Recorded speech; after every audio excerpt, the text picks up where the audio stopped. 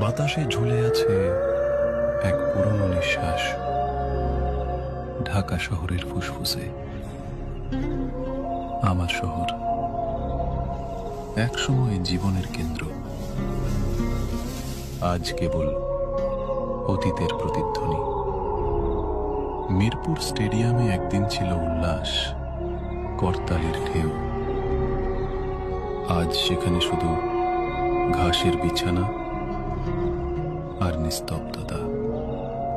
Mirpur 10-এর metro স্টেশনে যে train একসময় মানুষ বহন করত, এখন শুধু লতা পাতা ধরে রেখেছে ভাঙা রেল লাইন।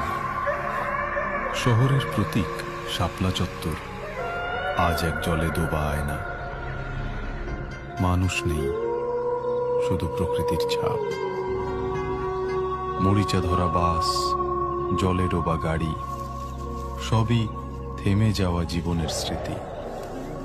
জাতীয় স্মৃতিসৌধ, যে স্থানে সংগ্রামের ইতিহাস লেখা, আজ সেখানেও শেকড় গেঁথেছে নীরবতা। ভাঙা জানালা দিয়ে হাওয়া গায় এক বিষণ্ণ গান।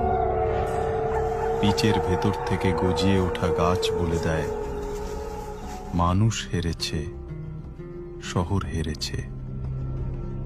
কিন্তু এই ধ্বংসস্তূপে আছে অদ্ভুত এক শান্তি। পচা মাটির গন্ধ, কালো পানির আয়না, আর ছাদের উপর জন্মানো গাছ মনে করিয়ে দেয়, শেষ পর্যন্ত প্রকৃতিই জয়ী হয়।